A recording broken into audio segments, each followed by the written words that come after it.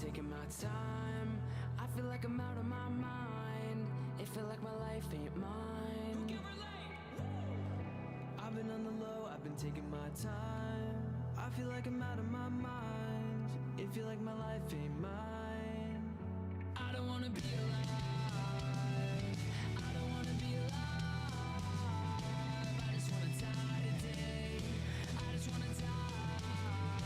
I don't wanna be alive. I don't wanna be alive. I just wanna die. Now let me tell you why. All this other shit I'm talking about, they think they know it. I've been praying for somebody to save me. No one's heroic in my life, don't even matter. I know it, I know it. I know I'm hurt deep down, but can't show it. I never had a place to call my own. I never had a home. Ain't nobody calling my phone. Where you been? Where you at? What's on your mind? They say every life precious, but nobody care about mine. I've been on the low, I've been taking my time. I feel like I'm out of my mind. It feel like my life ain't mine. I've been on the low, I've been taking my time. I feel like I'm out of my mind. It feel like my life ain't mine. I want you to be alive. I want you to be alive. You don't gotta die today. You don't gotta die. I want you to be alive. I want you to be alive.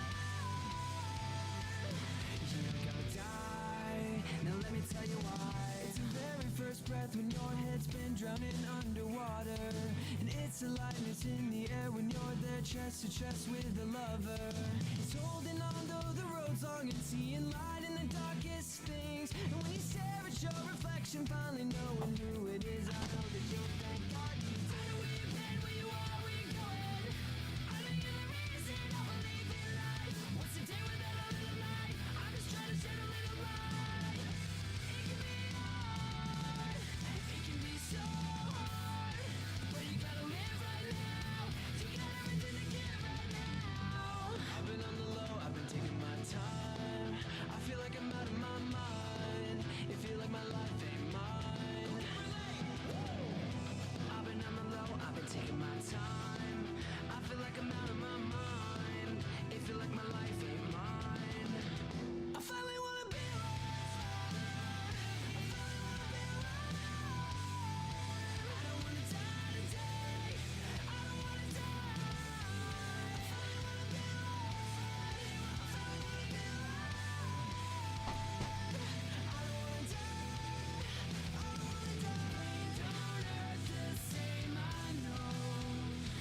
The lane I travel feels alone, but I move until my legs give out, and I see my tears melt in the snow. But I don't wanna cry, I don't wanna cry anymore. I wanna feel alive, I don't even wanna die anymore. I don't wanna die anymore. I don't even wanna die anymore. All right, that wasn't the very best intro that I've ever done. Believe it or not, I just woke up maybe 2 minutes ago. 2 minutes ago, and I felt inspired. Not because there's anything going on in the world that's worth talking about. Oh, by the way, welcome back to the Death by Tyranny podcast. But for those of you that actually make it through most of my podcast, and I figured I should probably start bringing up the more important things at the beginning. That way, if anybody stumbles upon the podcast and they see the first 10 minutes of it and they're like, okay, I got what you're saying.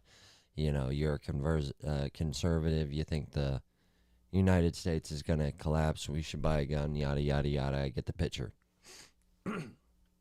But I've actually, I feel like I've been slacking or not taking advantage of what my brain and my ability to make content is like capable of. Believe it or not, I was a very good artist in high school. That's actually all I cared about in high school was art class. I took art 1, art 2, cartoon 1, cartoon 2. I was lucky enough to go to a high school where the voice of Homer Simpson went, and she donated a lot of money to the art program there. So we had a significant art program at our disposal there, and I tried to take full advantage of it. Ended up getting a scholarship to a couple different art schools, and I blew it doing drugs and dumb shit. So that was a opportunity squandered away. Just a little personal story about me. Anyways, so obviously I've always been kind of driven towards, the artistic passion, and this is kind of like the new age passion, right? Everybody's making content. Somebody's always got something they're trying to develop, but for the most part, it's all comedy, or they want to be a newscaster, blah blah blah. And that's not what it's about for me. It's more about connecting with other people, using my passions to help other people live better, and ultimately, I want to do the same thing that most conservatives want to do, most people in the Second Amendment community want to do. I want to save innocent life. I think it's honestly just that simple. Like I said, sorry for all the congestion. I apologize. I just woke up, and I don't have a whole lot of time here. I am experimenting with different times to see who's on, who's not. Different times of the day that I'm able to hop on, even if it's for a half an hour. I feel like if I'm more consistent, then possibly there's a better chance there for there to be an audience. Especially now that I can, at any given time, go from Facebook to YouTube to Facebook to YouTube. I no longer have to choose between the two. I can go on both. So now I just have to figure out where the audience is and when that audience wants to watch, if they want to watch, obviously. So I post a link to Gab. Unfortunately, Gab doesn't let you go live, but I can always post it after the fact, I guess. But Gab's a pretty extreme social media site. You're going to find a lot of people on the extreme spectrums, and I'm not saying I'm not extreme. I am extreme. To most conservatives, I'm very extreme, right? I believe we're past the point of no return, that eventually, as much as I don't want there to be, as much as I think it should be the last resource, the mic just doesn't want to be where it needs to be here, that it's going to end in civilian bloodshed. And I think we're already beginning to see it. All the mass shootings in the street, if you think that's by coincidence and not by design, you're very naive. I think there are a lot of Christians that, for as good as people as they are, they believe that, love will conquer all. And the more we do research into theology and, the wisdom of the old generations and centuries before us, I think we find that humans are inevitably evil, and that this mindset in Christianity that peace and love is going to fix everything, and that's how we need to make the world for when Jesus returns. Like I said, it sounds great. I wish that was the case. But I think we've seen enough innocent people die here on earth to know that whenever the time comes that Jesus makes his return, we can hope and pray that moment comes sooner than later. But until then, we need to pick up the sword and defend our innocent lives and our children and our family against all the evil that is going on in the world. And being this very extreme love pouring out of every single hole in your body, I don't know how much that is changing the world for the better. We have to start getting rid of some of the evil and throw that balance off, right? And until the end time. But anyways, that's just kind of warming up the vocal cords a little bit, just getting into it. What I want to do here today is, and I'll probably delete it off of YouTube because this is just a ramble first go around. I mentioned it a little bit the last podcast. Obviously, I went on my little political spiel like I always do. That's kind of what the channel's about. But I did say that I was going to post something very personal to me. And I did. I spoke about it probably in the last 10 minutes of the last video. And so I thought I would speak about it a little bit at the beginning of this video. That way, if, excuse me, if you didn't get to hear it, and of course the cats are all up, so they want food, so we're going to hear them in the background. And like I said, I'm going to make another video, one that will stay on Facebook, one that will stay on YouTube, but it's going to go out beyond that. So just know at this next video that I make about this subject, if you comment, if you want your comment to be on the screen, I think I have the capability to do that now. If you want to call in and you want to talk about it, I think I know I have the ability to do that. We can try to figure that out in advance if you want to reach out, get a hold of me. One of the biggest dilemmas I'm going to run into is I have to find a way for people who would like to donate, and I'm not asking for money, but obviously that helps because that can buy some of the things that I would need. I'm at a really tough spot in my career with my job, and it's just at a point where the more I work there, the more unhealthy I am mentally. And I'm not trying to sound like a pussy and say that I can't handle it. I obviously can. I'm getting ready to go to work here in probably about 30 minutes. But the point of the story is the more time I spend there, the more angry and the more hate begins to develop inside. And then I take it out on everybody else. And what I'm trying to accomplish here, that's not going to help. So I can't just work uber amounts of overtime. For one, it's anti-productive in two reasons. One, I'm going to walk around tired, angry, and hateful all the time. And two, it's going to take me a very long time, even with hours worked and overtime and all of that, to be able to buy and maintain and find the resources that I need for the project that I want to accomplish. So let's get into the personal part before I get into the asking for help part. All right, and don't worry, me personally.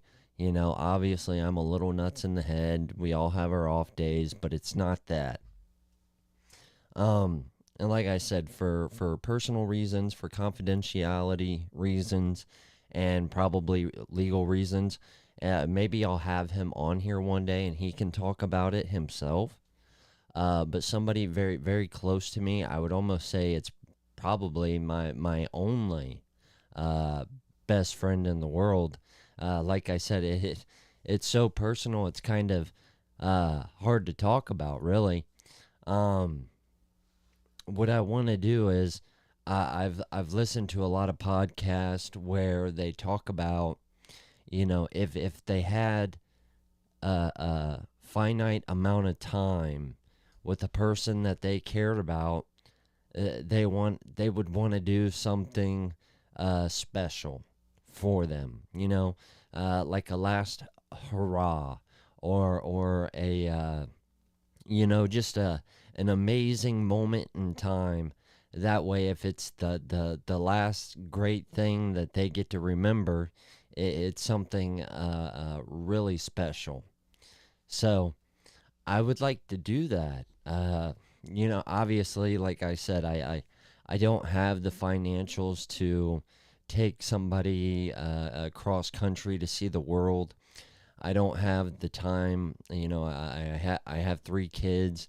I can't just take off a month and go see the world with this special person to me.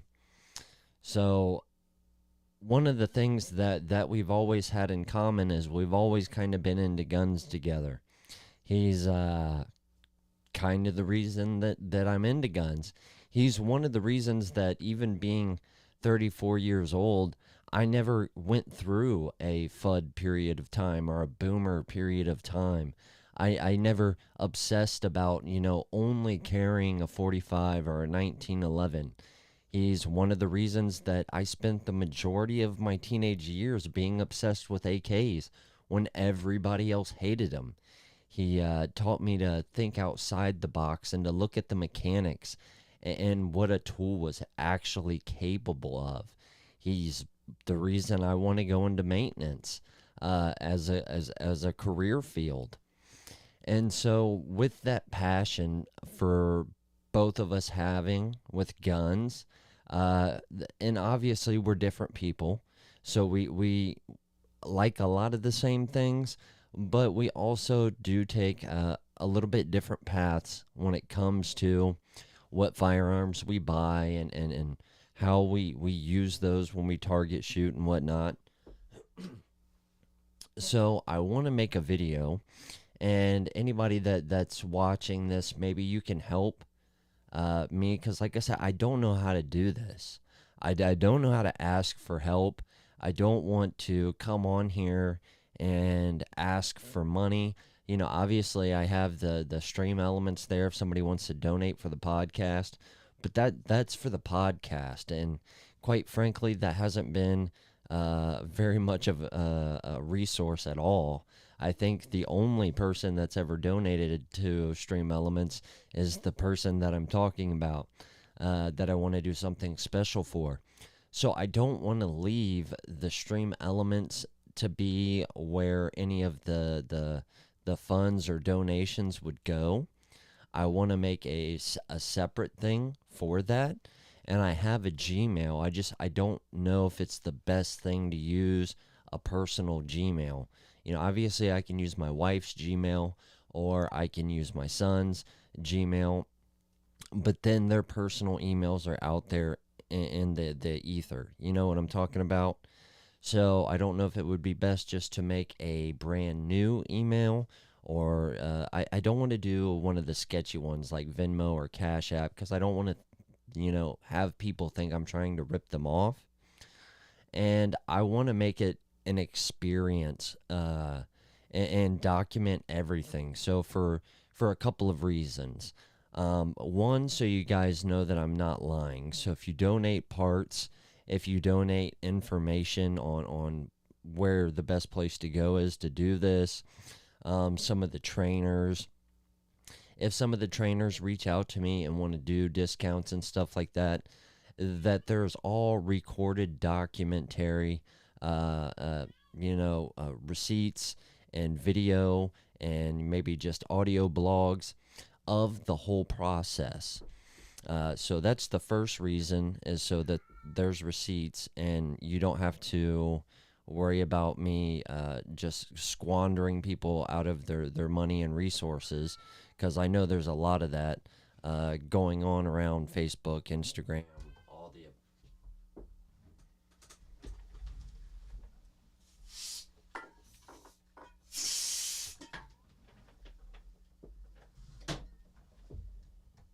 Damn cats, tripped a cord. Sorry.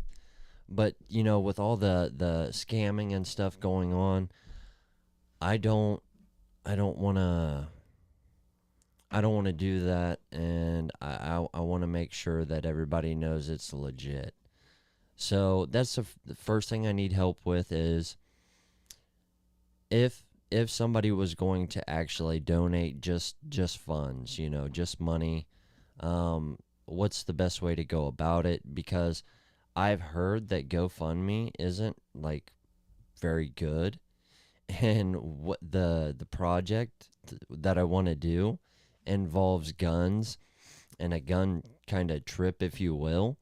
And I'm afraid if people donate to somewhere like GoFundMe and they figure out what I'm doing, they're just going to take the money. And then it's like, hey, we gave it to you, but,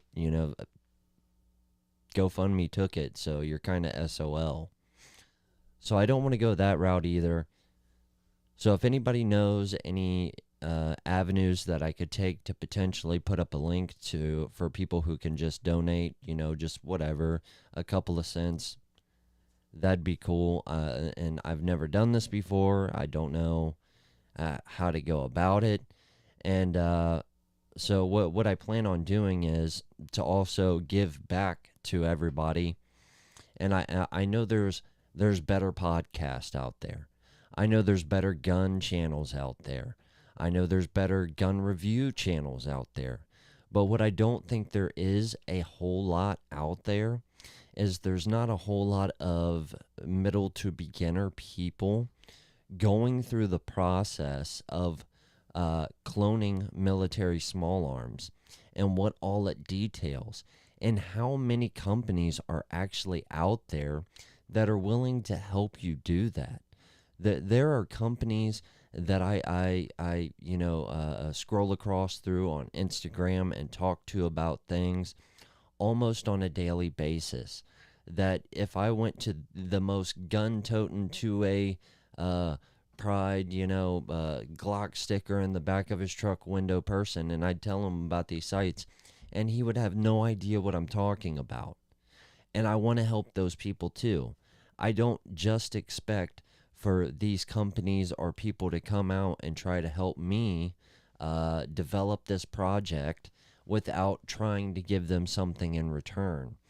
So one of the things that I would be able to give in return is exposure.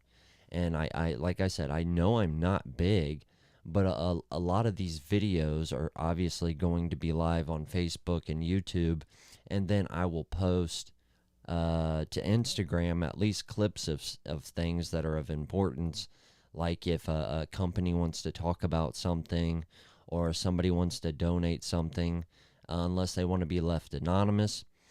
But sorry, like I said, I just woke up, so I'm trying to get my thoughts together here.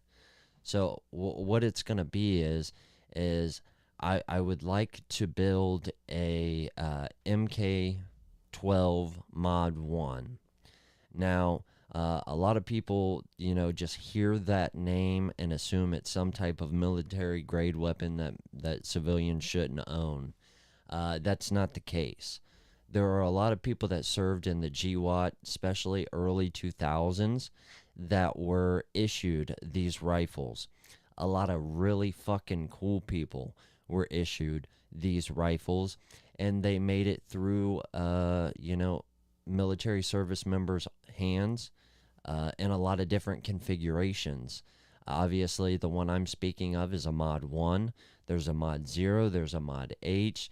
I know there's at least, in theory, a Mod 3. I don't think that ever technically made it to the military or was issued. But around the cloning community, there is something floating around that they consider a Mod 3, which is just the Mod 1 potentially with a Geisley rail instead of a Centurion arm or CAC rail. And a lot of these parts are extremely hard to find. And to be quite frank with you, it's almost too little too late. If I would have started this project about a year and a half ago, it would have been much more affordable to create or to maintain these parts to assemble to make this firearm, and it would have been a lot easier. As of right now, just the standard issue Mod 1 handguard, the Knight's Armament handguard, is going from $600 to $1,000. Now this is like a $275, $300 handguard, but they're non-existent right now. They're unobtainium, as we would like to call them in the gun community. So I don't know how I'm going to manage to find one of those to put on this rifle, but there is other companies that have dedicated a little bit of their time and resources to developing their own MK12 Mod 1. Daniel Defense has one. Centurion Arms has one. I'm actually a huge fan of the Centurion's arm. Everything or maybe it's Criterion. I'm probably saying that wrong. I've heard both ways. Anyways, that's beside the point. But the rail system they use on their Mod 12 is gorgeous. And besides the nostalgia factor for the Mod 1 with the CAC rail, I actually prefer the Centurion's arms or the Criterion. We'll just say Criterion because I think that's what it is. But they use the same barrel as far as I know. Maybe Criterion makes their own barrel, but it's all the same specs. The guy who invented Criterion, he carried a MK12 Mod 1. So when he made his company, obviously he used a lot of the same specs and styles and designs. There's a lot of aesthetics that look the same, and I'm not picky, obviously, especially if there's going to be some type of donations. I'm not going to be upset with whatever the outcome is. Now, before you think that I'm just going to be asking for these things just for my personal use, I have had a lot of fantastic guns. I have had ups and downs in my life. I've had guns that you can't get in this country anymore. I've had some of the best AKs that have ever been made in this world. Russian AKs, Chinese AKs, and came upon hard times and had to sell them. I've had, $2,500 custom Glocks that I've had to sell due to hard times. I had a actual M4A1 SOP Mod Block 2 Colt lower, all specced out, and I pawned it, and I lost it in pawn, and now I'm trying to rebuild that gun. I've had a HRT 11.5 inch FBI, M4 clone that I had to sell the upper to due to hard times. And right now it's just one of those hard times, so I can't really get into cloning as much as I would like to. And it just sucks because I'm at a point where I feel like I'm running out of time. So the goal is, and I've probably said that 100 times, is to find out how to make a video that holds all the information that it needs to have about the project, what I want to do. I also need some type of email, PayPal, fundraising website or application that I will be able to use for this. I'll probably just use my personal address. I would like to think that people wouldn't send hateful shit when I'm trying to do something nice for somebody. If that becomes the case, we'll switch it to a P.O. box. That's not a big deal. P.O. boxes aren't that expensive. But so after I get the nerve up, because it is as funny as it sounds, going live on YouTube, going live on Facebook, that's not really a big deal to me. On YouTube, I feel like it's so big and I'm so small that anybody I talk to, it doesn't really matter because I'm never going to meet them. Whatever they say, whatever they think, it's just going to kind of be water under the bridge. And on Facebook, I know most of the people on a personal level. They're friends, families, cousins. And so I feel like unless I really came on here and said some stupid shit, which I have, I'm probably safe there. However, if I make this video and it turns out well and I post it on Instagram, that's where I talk to all these owners of these companies. That's where I talk to all these cool kids that are in the Second Amendment community, right? So the door kickers, the guys who have the sponsorships, the guys who get the free gear from all these different gun companies, that's the place, that's the playground that I get to interact with those people. So once I make this video and upload it to Instagram, that's kind of it. They're going to see me differently after that point. They're either going to see me as somebody trying to do something nice for someone I love, or they're going to see me as some petty asshole who's asking for free shit. And that's not it. I just think it would be super cool to document the process, because I am not an expert cloner by any means, but I'm not a beginner either. So I know what new people getting into the hobby want to know. I know some of the parts and pieces and some of the companies that get people excited.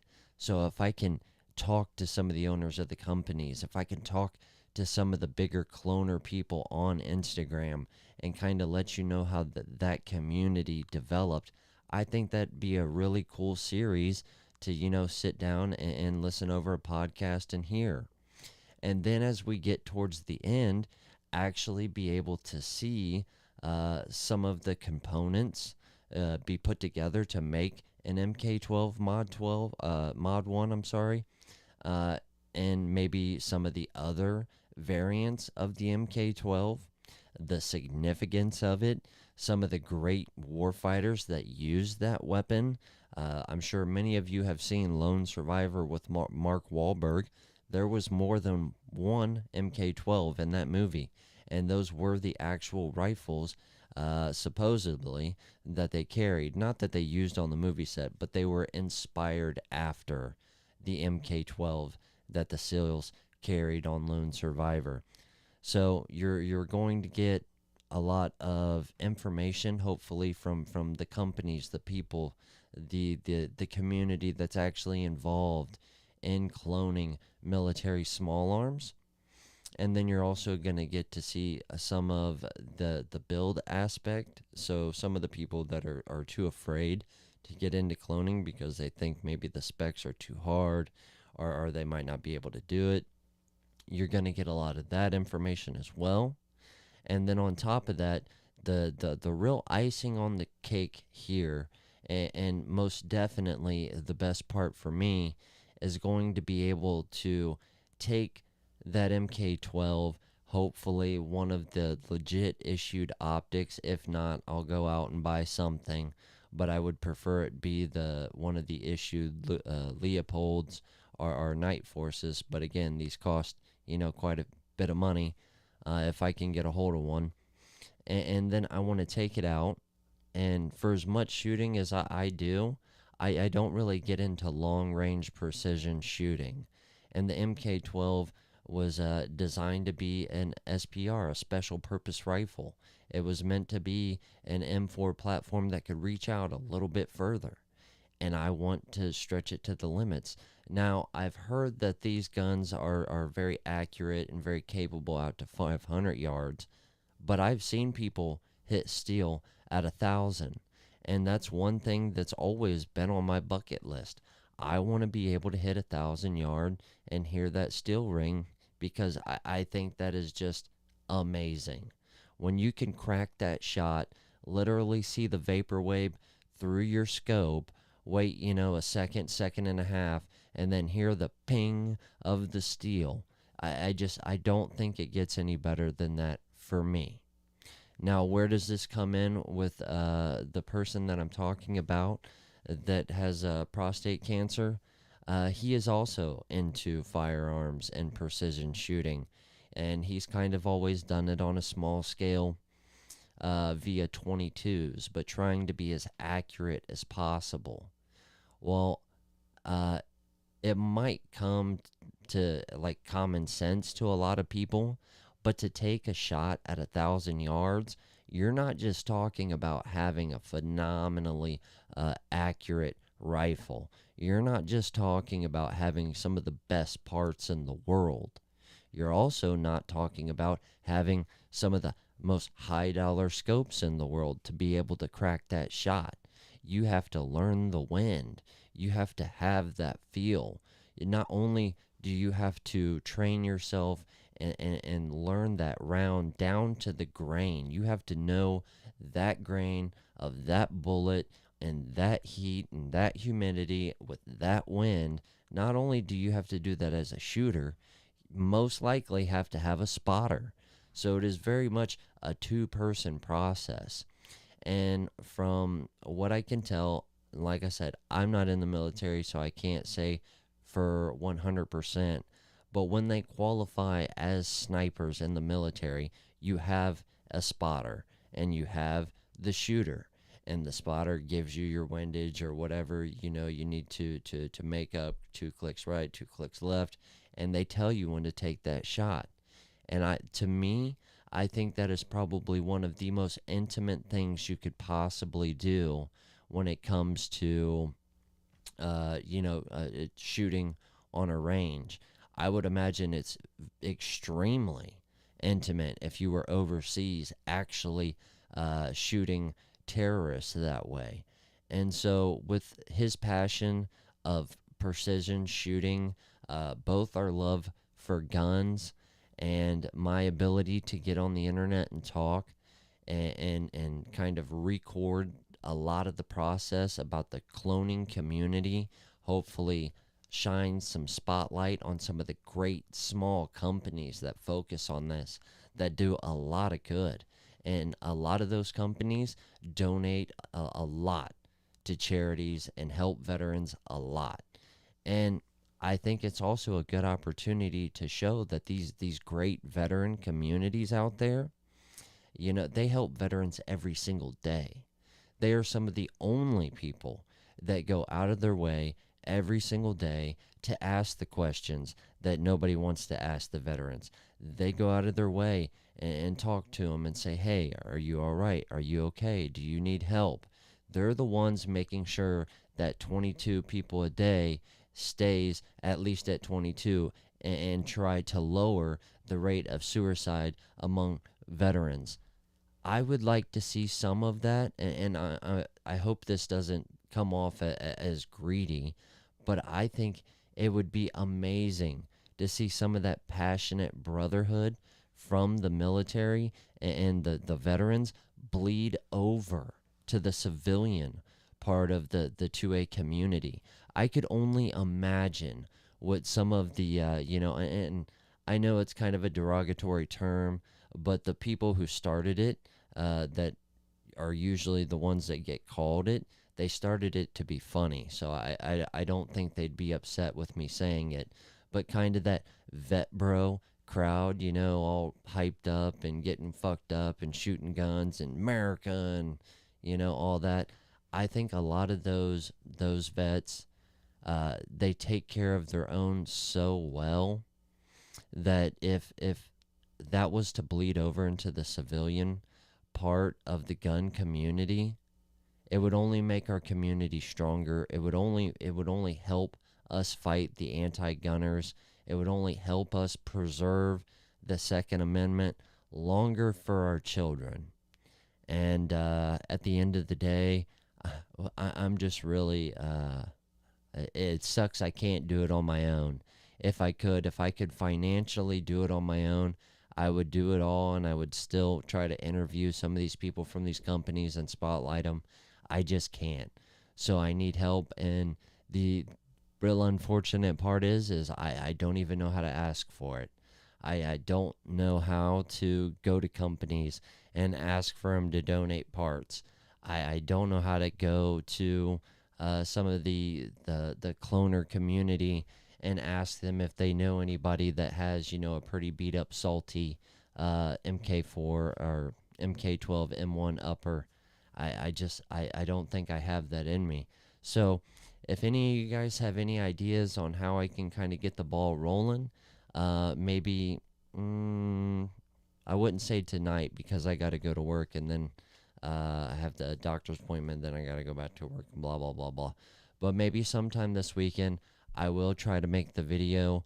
Hopefully, you guys have some suggestions, because I'm really shooting in the dark, and I don't want to seem like an asshole. And the way the internet works is you get one shot, and a lot of these people I have good relationships with, and I don't want to ruin it because I don't know how to be vulnerable, and I don't know how to ask for help. But with that, guys, I actually do have to get ready for work. Like I said, keep my buddy in your prayers, and maybe one day he'll be comfortable enough to let me use his name, and we can talk about that. a little bit further. Until then, the mission is to make this shoot happen, to allow me and him to learn a new skill together before he might not be here anymore to do so. So be safe. I love you guys. Stay prepared. God bless. America first. Peace, y'all.